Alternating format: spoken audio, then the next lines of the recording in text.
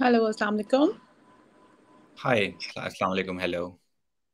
Walaikum assalam. So, you are welcome, Dr. Taimur. First of all, I would like to introduce my audience that today we are having Dr. Taimur Hamid, who is working as an emergency medicine lead registrar in NHS.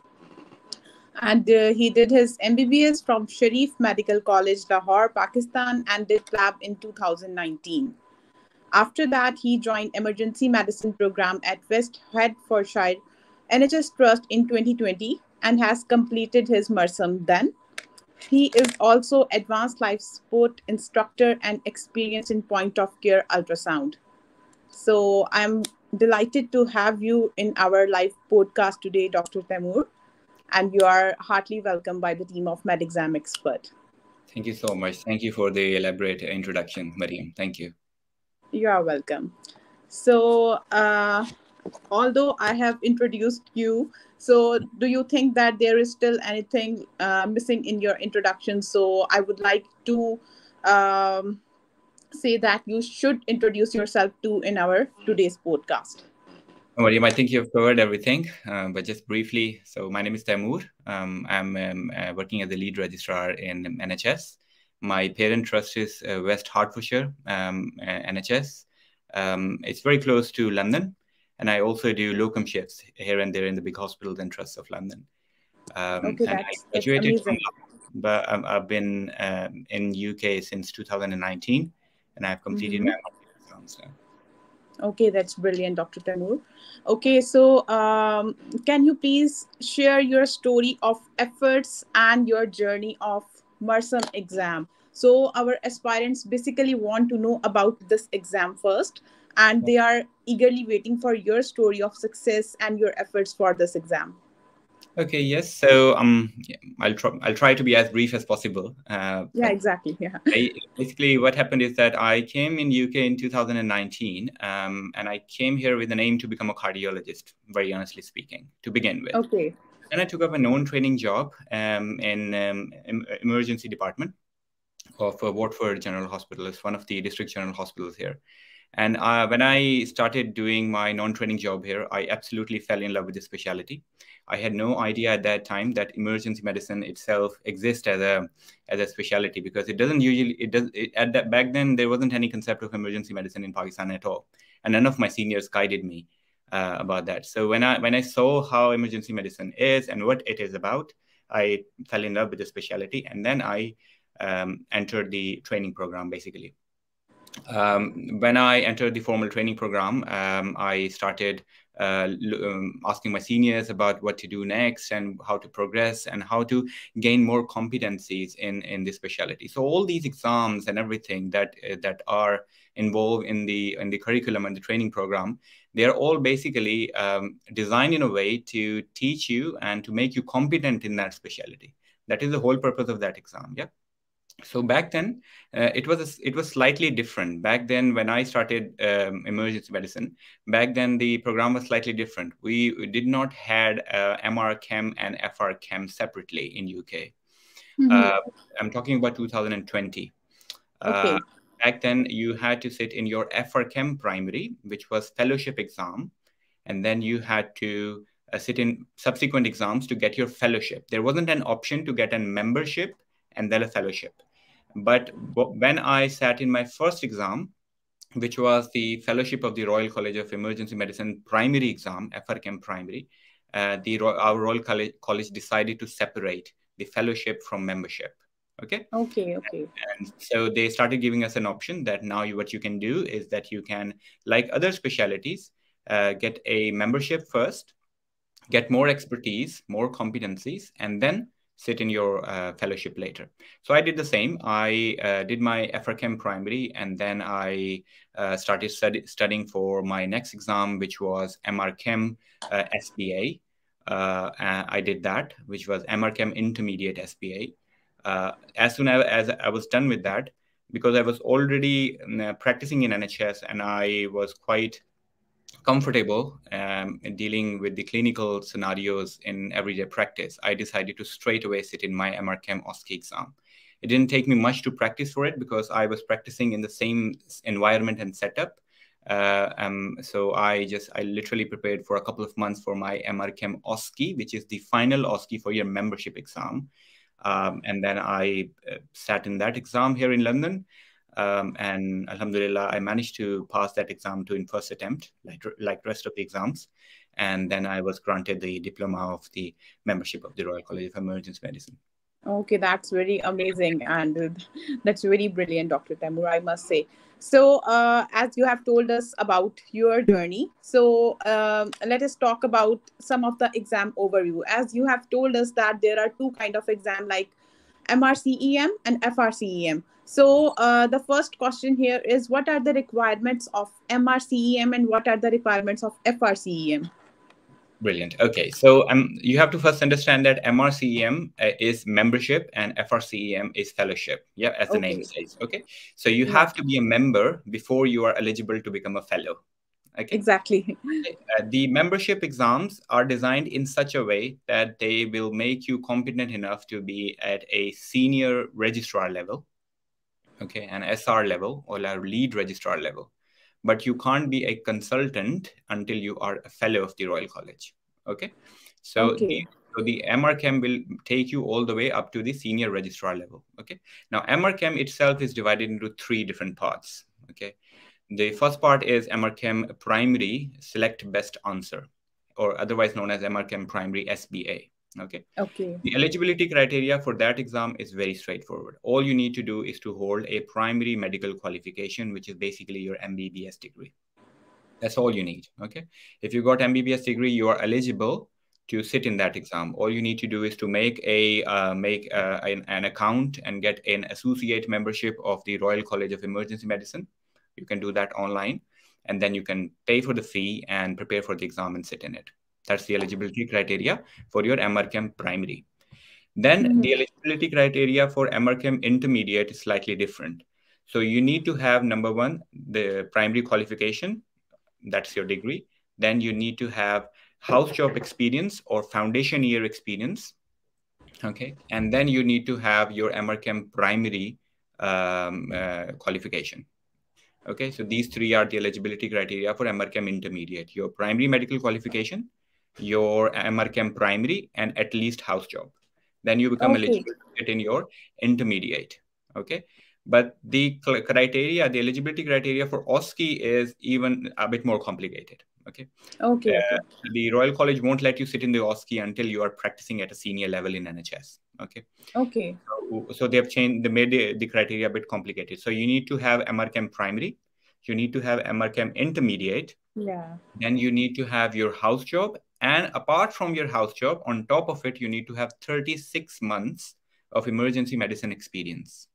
And out of those 36 months, you need to have at least 6 months of registrar level experience in NHS. And then they would let you sit in your MRChem OSCE exam. Okay.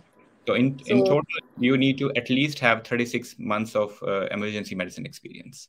Okay. So that's very amazing that you have elaborated all the aspirants in that wonderful way. So, Dr. Taimur, there comes a question. There is a live question that is MBBS degree is only the validity for is only the eligibility to sit in the Mersum primary. Like the candidate is asking if there is not requirement of house job or internship of for 1 year. Isn't like that? No, it's not. It's not like that. So the foundation year is the eligibility criteria for intermediate exam. Okay. Okay. Okay. Primary, the Royal College will not ask for any house job experience or certification. Okay. Okay. Okay. For Okay. primary, you can sit just by using your primary medical qualification. It is very clearly mentioned on the Royal College's website. Okay, so I guess now she's very clear. So now there comes another question like, what about the validity of exam? As you have told us that there are three parts. So between part one and part two, how much there is a gap time and gap period like a candidate may take, like when your exam is going to expire. So can you please tell us the idea about the validity of exam? So the Royal College itself has not mentioned any such validity of the exams. Okay? It's unlike other Royal Colleges. Now the thing with the Royal College of Emergency Medicine is they are very flexible. They are very user friendly, unlike other Royal Colleges, because they want to promote their training program. And Mm-hmm. because it's a new specialty, I used to call emergency medicine as a baby specialty because we're quite in the infantile phase. Yeah. So the Okay, world okay. started to understand the importance of emergency medicine. And to make it user friendly, our Royal College is coming up with certain things which make it look lucrative and attractive to new graduates. So that is why at this point of time, they haven't mentioned any validity period of any Mm-hmm. gap that you can take. So Okay, so what do you suggest that what a candidate should do? Like, if there is nothing mentioned, like on the Mersum site, Mhm. original website, then Mhm. what is your suggestion in taking all these three exams? So, ideal scenario is that you take one exam a year, which is doable, which is Okay, doable. Okay, so you can do MRChem primary, and the curriculum of MRChem primary is your basic sciences curriculum. Okay, okay, and it is basically what you learn in your final year med school. Okay, okay, or even before that. So it involves anatomy, physiology, a bit of gynecology, and all of that. Yeah. So the curriculum is very elaborately mentioned on the Royal College's website. It is the 2021 emergency medicine curriculum that they okay, are currently following. Okay. So the primary is all basic sciences. So nothing to worry about. You can do it at the end of your either house job if you want, or in the middle of your house job. You can do it whenever you get enough time. But you need to okay. study for it. It's an expensive exam, like all Royal Colleges exams. So I would definitely Mm-hmm. recommend everyone to first study thoroughly for it and then sit in it. Okay. Yeah. Okay. So, can you tell us about the time frame in which the exam is being prepared? So it will take you 6 months. I'll be very Okay, honest. straight It away will 6 months. take you Yeah. 6 months to prepare for the exam. Okay. If you want to pass it in first attempt, then I would recommend that you give 6 months for your primary exam. Reason Okay, okay. I say 6 months is because when you're at the end of your house job, you usually forget your basic sciences that you have. Exactly. The thing is, yeah, that's Yes, very you have true. to revise. Okay, so Yeah. in the primary is usually a slightly difficult than intermediate. I'll talk about intermediate in a minute, but it will take you 6 months to prepare for primary. Okay, so there comes another question like, what is the best question bank for preparation of Marsam exam? Very good. So there are many options available online. Okay, Okay, but I can only suggest the one that I have used, and that is the MRChem Success. Okay, okay. it's a website, and they also have a mobile portal. And you have to pay for a subscription. They have multiple options to get 3 month or 6 month subscription. I took 3 months and then I extended it. And so the platform itself is very user friendly and very self explanatory. It's basically past questions, and then they will Mm-hmm. elaborate the answers. And then basically the entire exam will come through from that website. Okay, so there comes another question about the venues and the test center of the Marsam exam. So can you tell us about and give us a rough idea like on which centers this exam is being conducted? Okay, so I did all my exams in UK, Okay. and so there is our Royal College's building. It's in Octavia House in central Mm-hmm. London, right next to the Royal College of Gynecologists. Right next Okay. to it, basically, but it's not as big as the Royal College of Gynecology. It's a small one, but it's a beautiful building. So I did my intermediate and my OSCE there. And my primary was, because it was COVID days, so there was an option to do primary at home. So I did my MRChem primary while I was sitting at home. I think they are no more offering you that option to do it remotely. So you have to go and sit in an examination center, and there are multiple examination centers worldwide. So Pearson Mm-hmm. View is the company. You can go to Okay. their website, Pearson View, VUE View. Yeah, yeah. They will tell you the various venues where you can sit, and you can just give your local address and see what is the nearest one for you. Okay. So thank you so much for another explanation of the exam centers. So Dr. Temur, can you please tell us that how many years is emergency medicine in UK for the residency? Like the candidate is asking for the number of years of residency in emergency medicine, which is accepted in UK. Okay, so straightforward answer is 6 years. Okay, Okay. so 6 year, the entire emergency medicine training program is 6 years long. Okay, Mm-hmm. now having said that, there are some shortcuts. Okay. Shortcut in terms, as I said, that Royal College is coming up with plans to make this specialty a bit attractive. So they have come up with some shortcuts now. I wouldn't say shortcuts. They wouldn't cut the time period, but you can enter the training program at different stages now. Okay. So Okay. you can either start from the very beginning. That would be your ST1. Okay. And that would be basically your acute ACCS, basically. Okay.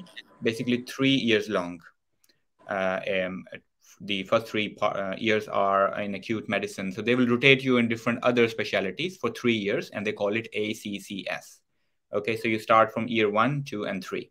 Okay, and then by the time you're finished with 3, you have an option to either continue as a non-training registrar, or you can enter the higher specialty training, which is 3 more years. Okay. And then that would be cumulatively 6 years. So 3 years in ACCS and 3 years in higher specialty training. And at the end of that, you get CCT. Okay, option number 1.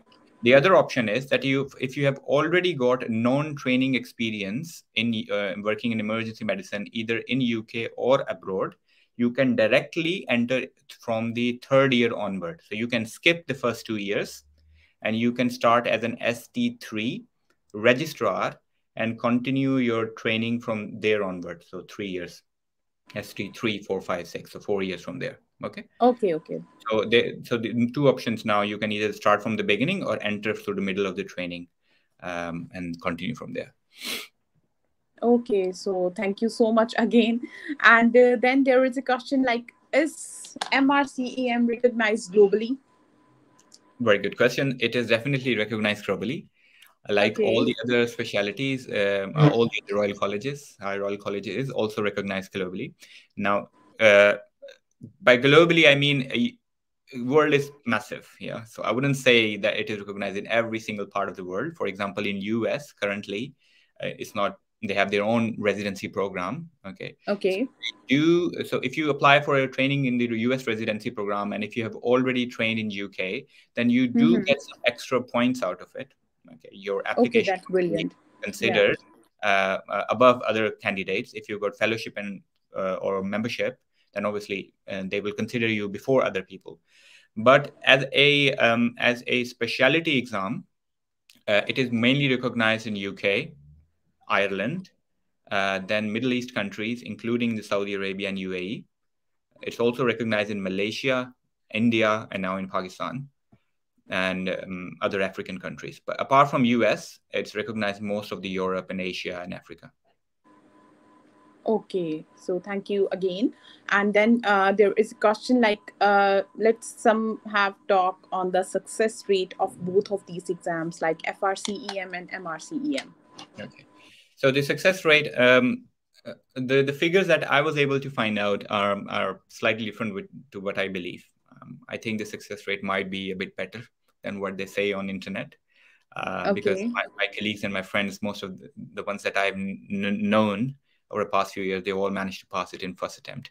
But the official website gives you a number of somewhere between 28 to 35% for MR Chem exams, and for FR Chem exam, it's somewhere around 25% success rate.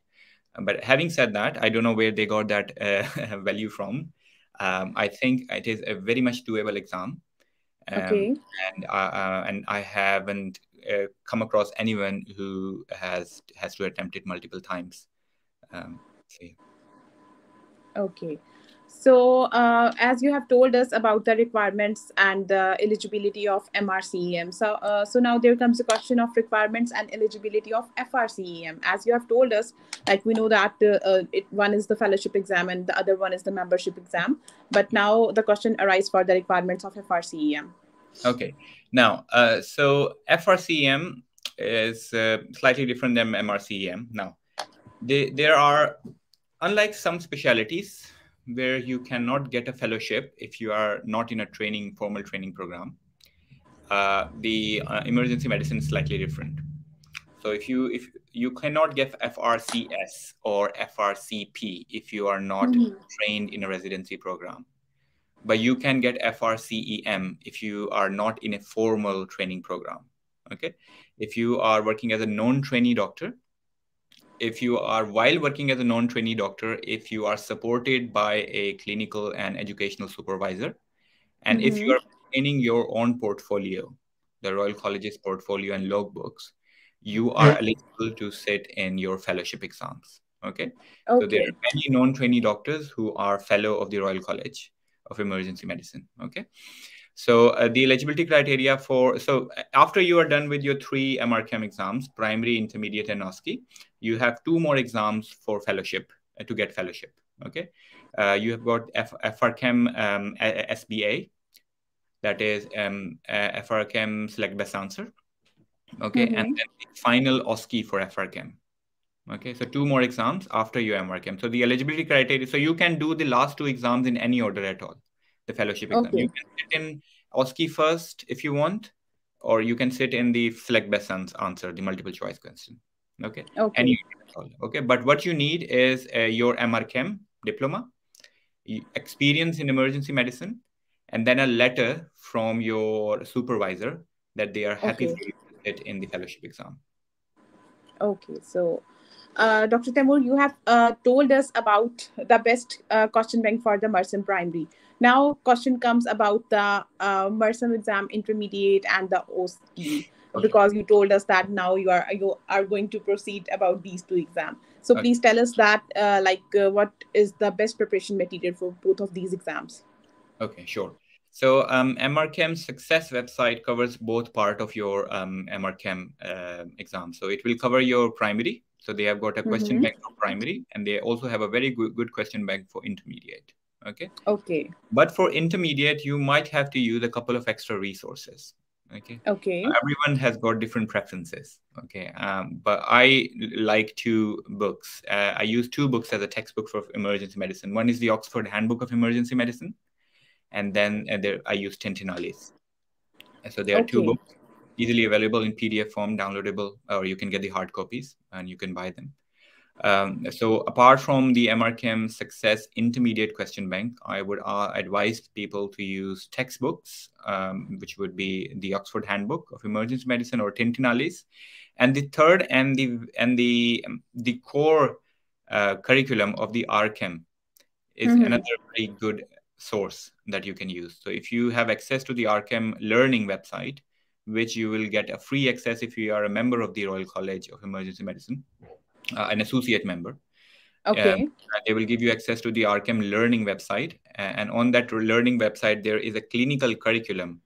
So all you have to do is to go through that curriculum, and if it will also help you in preparation of your exams for Okay, intermediate. so yeah, thank you very much and other for another detailed explanation.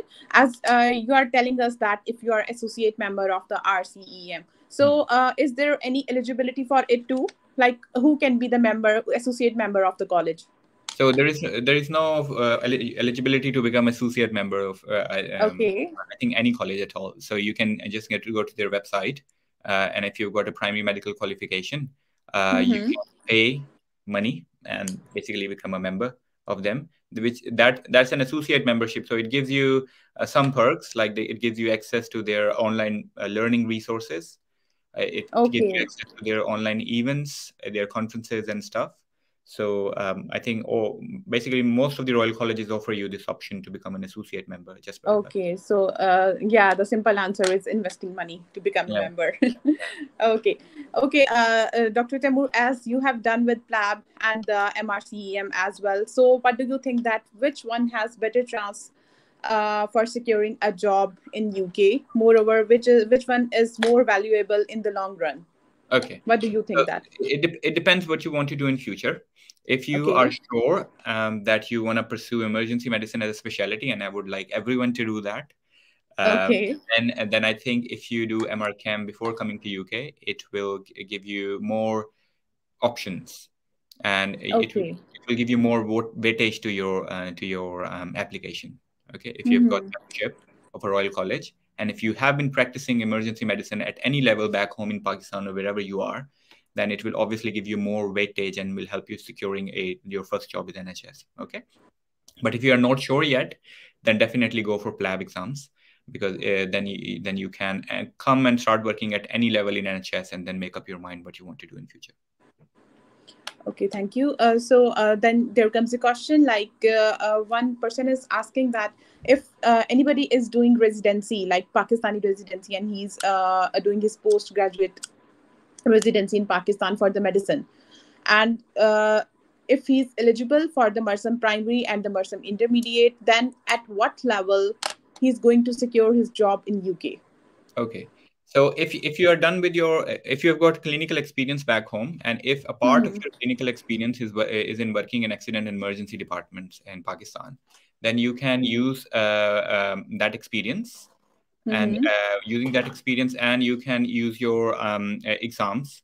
So basically, I'll explain it in a simple way. So if you've got Okay. clinical experience in Pakistan, and if your clinical experience involved working in emergency departments in Pakistan, and if you have got your membership exams sorted out, your MRChem exam sorted out, then you would be able to get a job at registrar level in NHS. Okay. Okay. Ideal scenario would be that you have done your MRChem OSCE and you have the diploma of MRChem in your hand. Okay, then you Mm-hmm. would straight away get a job as at registrar level. But even if you are still pending to have your MRChem OSCE, but you are done at least at the level of MRChem intermediate, then you would still be able to get a junior registrar level job in NHS at a non-training level. Okay. So now let's talk about some of the things for the structuring and the tailoring of CV, because it is the most frequently asked question by a lot of aspirants, because due to situation in Pakistan health system, everybody is planning to go abroad and settle there and work as the doctor there. So can you please tell us that on the both routes, like the PLAB and the membership exam, what are the things and what are the basic courses and the audits and anything like that which you think that are very necessary for tailoring of the CV? Okay, so a very good question. So explanation of this question is very long. It might take me hours. Okay. We Okay. can have the discussion later. I mean, in a very thorough explanation, I can do that. Another video. Exactly. Okay. But why I normally tell my juniors now is that focus on the clinical aspects of your CV. Okay. Mm-hmm. By the clinical aspects, I mean, do not do attachments, unpaid attachments. Study, sit in your exams, and improve your CV and show your competencies by sitting in the Royal College's exams. No matter which Mm-hmm. specialty you want to pursue. You want to do medicine, go for MRCP exams. You want to do gynae, go for MRCOG exams. Okay. Clinical attachments have got no role of securing a job in NHS. It's, Okay. it's a very big misconception. I have been sitting with people who are very close friends of mine, who are the ones who are responsible for recruiting people in NHS, and Okay. most of them have said the same thing, that the more observerships and unpaid voluntary clinical observerships you have on your CV, the lesser chance is that you will secure a job. I asked them why, and they said that doing observership shows that you were not clinically involved in looking after patients. You were just standing behind and observing and wasting your time. Apart from Hmm. that, if you, instead of that, if you are doing hands-on clinical job, rather, no matter where you are in the world, if you're in Pakistan, you're working in trauma centers or emergency departments, Yeah. then that has got more weightage. Okay, so be Okay. clinical, do not have any gap in your clinical practice, and start sitting in your membership of Royal College exams. Okay. Okay. Okay. And then on top of that, if you want to do a small audit, definitely it will have a weightage. The audit can be as small as auditing the cleanliness of your department. It can be Mm-hmm. anything. They just want to see whether you know what an audit is. Okay. And then if you, and on top of that, if you can do some life support courses, ALS, Okay. BLS, any Mm-hmm. course, ILS, easily available Okay. online. Okay. If you can do these courses, and on top of that, if you can do a couple of online courses on radiology or ECG, very basic things, Mm-hmm. which you can easily do those courses and get a certificate from online resources. Okay. So focus on that clinical aspect of increasing your competencies rather than doing observerships and stuff. Okay, okay, got it. That's a very wonderful answer and a wonderful explanation of this question. because you were very correct that it is a very big misconception, and I'm also the person who thinks that, like, by doing clinical attachments and observership thing can boost the chances for securing a job. So thank you so much, Dr. Taimur. I think we have a live query, and let me check the query as I'm okay. So we need to do PLAB before MRCEM, or we can attempt MRCEM without that. So Dr. Javeria Asad is asking, and I think that Dr. Taimur has already explained it, but please, Dr. Taimur, repeat your words so that she may be satisfied with the answer. Yeah, so MRChem has nothing to do with you being GMC registered. You can be in any part of the world, and you can sit in a MRChem exam without having a GMC registration. But having an MRChem exam can help you getting a GMC registration. I can explain that too if you want. But PLAB is not an eligibility requirement of doing MRChem exam. Okay, so I think she must be clear now. And then there is another query by Azka Khan, and she's asking, is OET or IELTS mandatory prior to the exam? Not at all. They are mandatory if you want to register yourself on GMC register, Mm-hmm. the MRChem route. Then it is mandatory, but otherwise it is not. But having said that, when you sit in your MRChem OSCE, they need to see your English speaking and communication skills. So for the sake of learning, if you want to sit in your English competency exams, then you're more than welcome, but it's not an eligibility criteria. Okay, so Dr. Taimur, as we know that the OET and the IELTS, these exam English language tests are only valid for 2 years. So do you think that it is advisable to take the language exam along with your OSCE exam? So for the sake of learning, as I mentioned before, just before you sit in Okay. your OSCE, I would advise, because I have seen many international medical graduates failing the OSCE just because of their poor communication and English speaking skills. And while you are preparing for your OET and IELTS, I know everyone wants to get OET and IELTS done for the sake of GMC registration, but it Mm-hmm. also helps you improving your English speaking and communication skills. So if you are doing OET and IELTS, not just to get bands, but also to learn something out of it, then I would recommend that you do it before OSCE, because it will help you pass your OSCE. Otherwise, Okay. eligibility criteria. Okay, so now another query has been resolved. And now the Emma Chaudhary is asking, working 5 years in primary and secondary emergency department counts? Definitely, anything counts. Anything at all counts. But you need to be clinical. Okay, Mm-hmm. you need to be clinical. If you are not doing clinical things, if you're not seeing patients, to be more Mm-hmm. precise, then it won't consider then your CV won't have that weightage.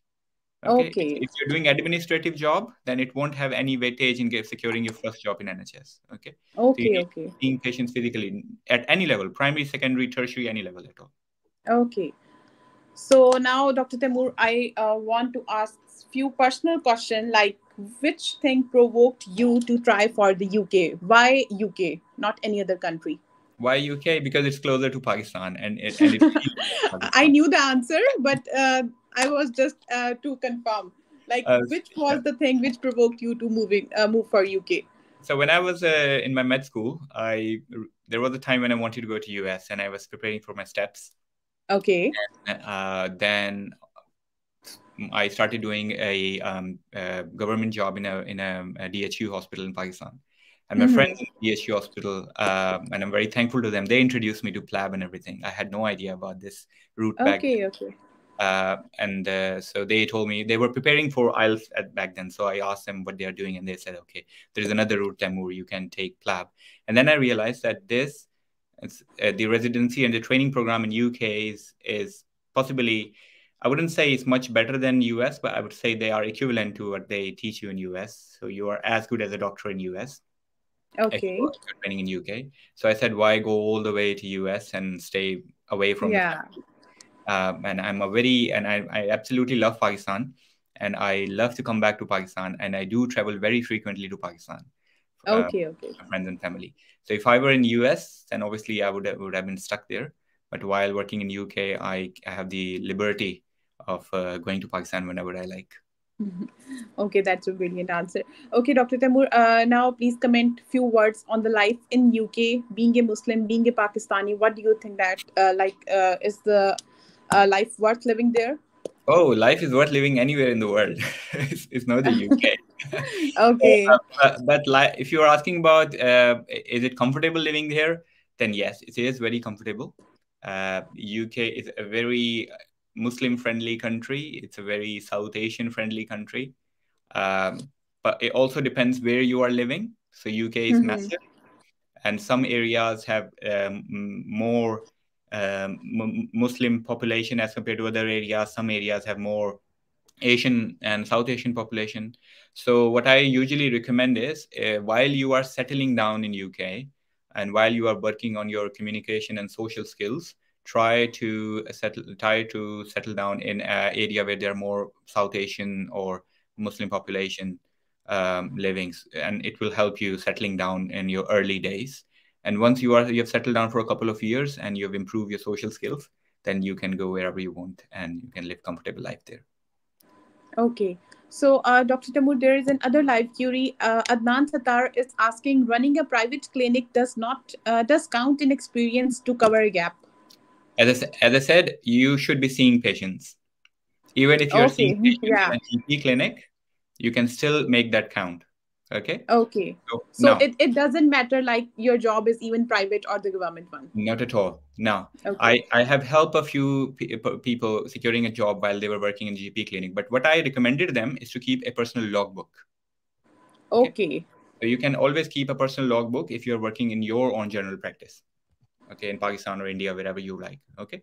So Mm-hmm. you see like 50 patients a day, for example, if you've got a good doctor, if you are a good doctor, and out of those 50 patients, make a logbook and keep data of like 5 patients that I've seen pneumonia Okay. today, and this was the presentation, and this is how I treated. And you can always Okay. use that to prove that you are clinically working and you're competent and you know what you are doing. Okay, that's a wonderful tip, Dr. Taimur, I must say. Okay, now let's have some words about the pay scale of the doctors working in NHS on both the routes. Like people want to ask about those doctors working on PLAB and those who are working on by the membership route. Who is earning more? Of course, I mean, registrars are earning more money than the senior house officers because that is how the Okay, hierarchy is in the medicine. Yeah. So, exactly. but I wouldn't say that we are earning mm, massive amount of money as compared to senior house officers. But yes, our salary is more than senior house officer.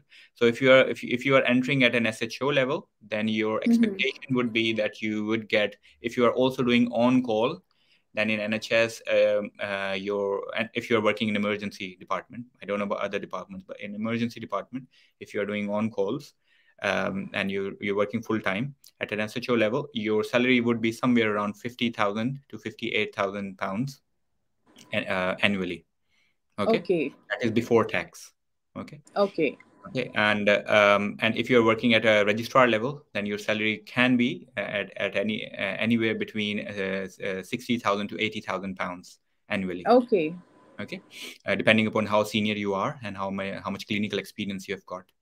Okay, so but everyone should understand that there are a lot of taxations and everything on top of that salary. Yeah, yeah. But that's another topic. But having said that, at the end of the month, you will have enough money to support yourself, your family, Mm-hmm.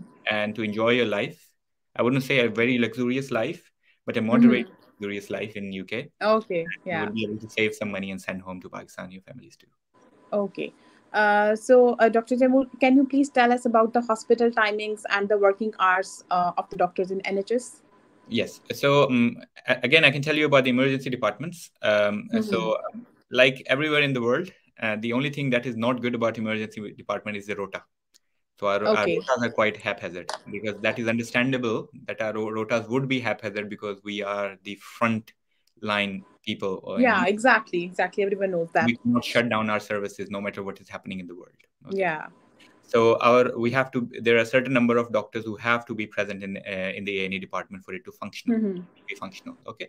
So the rota timing can be anything between 8 to 5.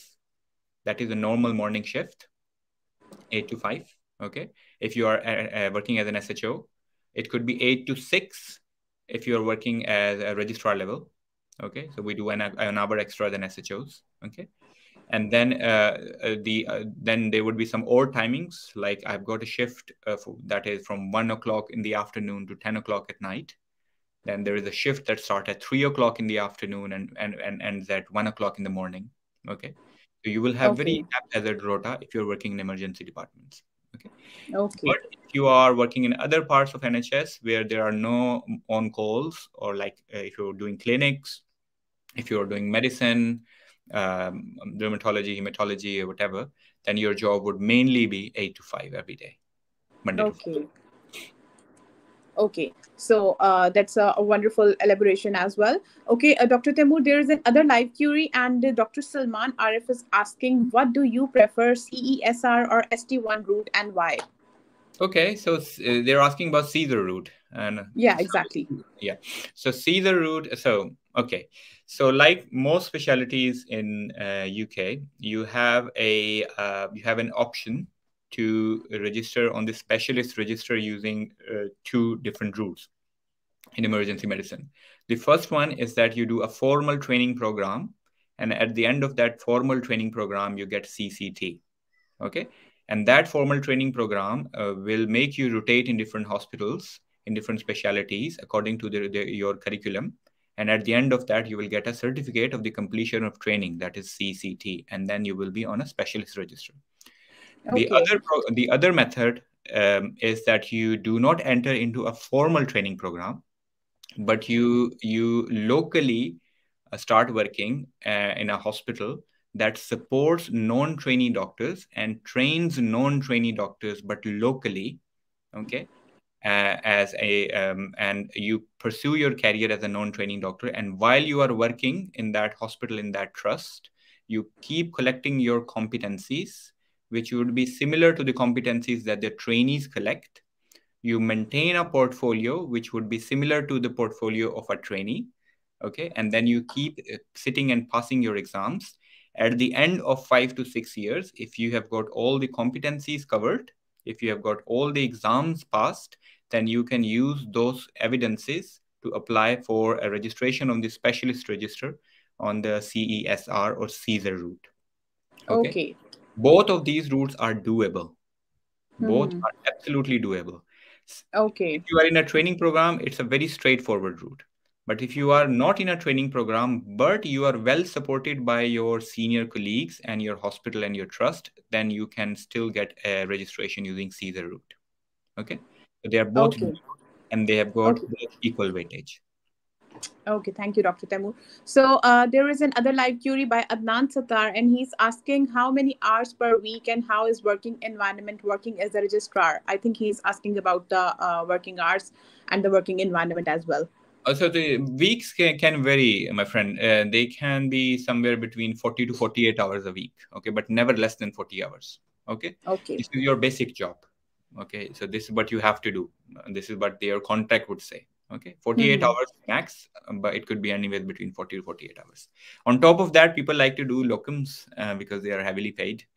And that Hmm. depends on your own ability, how many extra hours you can do every week, and you will be paid quite heftily for it. Okay. So there is another live query. I'm glad that I'm having a lot of queries and I'm taking much more time from you. That's So Safa Ikram is asking how much time is required for the whole Mersum preparation. Like I think she's asking about whole three parts. okay. So as I said, primary is, I think, the most difficult part. So it will take you 6 months. If you are clinical, then it will take you 3 months to prepare for your intermediate exam if you are good with your clinical knowledge. Yeah. For OSCE, completely depends on your communication skills and how much exposure you have in emergency departments. OSCE is slightly difficult and slightly different for different candidates. Okay. For me, it was very straightforward. It took me 1 month because I am Okay. working in NHS and I've worked on Mm-hmm. my communication skills while working in NHS. And I'm well Okay. versed with how the department runs in an NHS.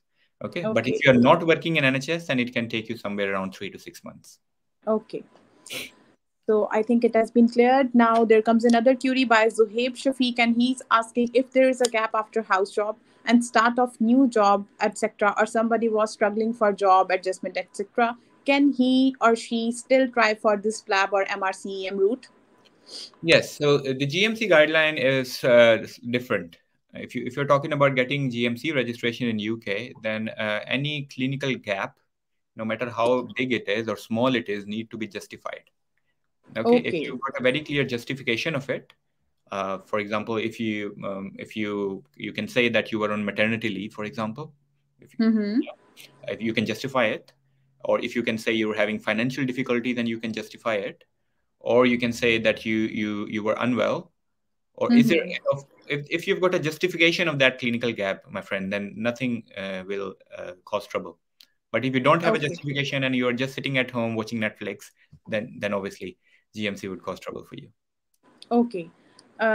Thank you again. And Dr. Salman Arif here again, and he's asking to enter from ST3 is really difficult as a lot of people don't have good experience. Why it is so difficult to enter from ST3? Okay, so ST3, it is difficult because they when you are putting your application for ST3, which is also known as Dream Pathway, okay. So if you are putting your application for ST3, then they expect the guy who is Mm-hmm. reading your application and triaging your application would expect that you have enough competencies of a doctor who is already working at ST3 level in NHS. Okay, so Okay. if you know what those competencies are, and if you work on those competencies and gather evidences about those competencies, then it would not be difficult for you at all. Okay, Okay. so now Royal Colleges have made everything very easy and accessible Mm-hmm. to everyone.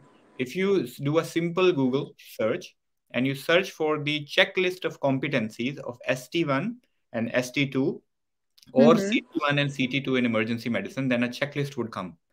It's a downloadable Okay. checklist. Go through that checklist Okay. and see what are their expectations. The checklist might include chest drain insertion. It might include Mm-hmm. basic surgical skills. It might include communication skills, prescription skills. So if you start gathering your evidences against those competencies, and then you put your application forward, then no one would say no. Okay. So the last live query is Adnan Sattar is asking which area in UK would you suggest for a Pakistani to settle and which trust would you recommend? Okay. Okay. I don't have a lot of experience working in other parts of UK. I've always worked around London area, and London Okay. is a beautiful place. It's a Yeah, very everybody knows that. it's a very peaceful and a South Asian friendly place. So I would definitely recommend that if you are trying to land your first job in UK, Mhm. get it somewhere around London area, and you'll be much more comfortable to settle down. Okay. So, Dr. Temur, what do you think that it is not related to your specialty? I'm asking about the journal overall specialities of the medical field. Which specialty has better chances to secure a job, your first job in NHS right after PLAB? Straightforward answer: emergency medicine. Okay. I'll tell you why. So, I'll tell you yeah. why. Emergency departments are heavily short-staffed in NHS. Not only Mm-hmm. NHS, all around the world, there is a shortage of emergency doctors, good emergency doctors. Okay, so if you consider yourself as a good emergency doctor, then you would definitely get a job in A&E of anywhere in UK. Okay, so our A&Es are full of locum doctors who are working there because they have vacancies available, substantive vacancies available. Okay, so if you try and target those jobs, then you'll be able to get your Mm-hmm. first job easily. Okay, so thank you so much. Okay, I have taken much more time, your precious time. So the last thing is, you are having any message for the upcoming aspirants, for the juniors? Please let us know that. What are your thoughts about them? Okay, so my first message, and I think the only message is, as I said before, try to be as clinical as you can. No matter Okay. where you are based, what you are doing, try to keep gathering competencies of your clinical work and evidence of your clinical work. Okay, and then try to gather as many competencies as possible for that specific specialty that you want to work in. Okay, let Okay. it be emergency medicine, let it be whatever. Okay, so Okay. and to get hold of those competencies, it is the checklists of every level of training is available online. Go through those checklists, make up your mind, and then come to UK. Okay. Okay. Having said that, be a bit flexible when you come to UK. Okay. If you are very if you think like you will become a cardiologist when you come to UK and you are only coming to UK to become a cardiologist, then my friend, you won't succeed. You need to have Mm-hmm. an open mindset when you are coming to UK. You try and to do as many non-training jobs in UK as possible to get as Mm-hmm. much exposure of different specialities as possible, and then make up Okay. your mind that what is suitable for you as a doctor and as a human being. Okay, thank you so much, Dr. Taimur, for your gracious presence today, and I'm heartily thankful to you for this, for your time in such a busy routine, and thank you all the viewers. And this is the whole big thank you from the MedExam team. And if you guys still have any queries regarding any of the membership exam, fellowship exam, you can contact us, the team MedExam expert. And for those students who are asking about the OET and the language test exam, I myself is the OET mentor at the MedExam and also official mentor of OET. So you can contact us right now. The team can provide you the guidance. And thank you so much. Once again, thank you so much, Dr. Taimur. Thank you so much for having me on the show. Thank you. You're welcome.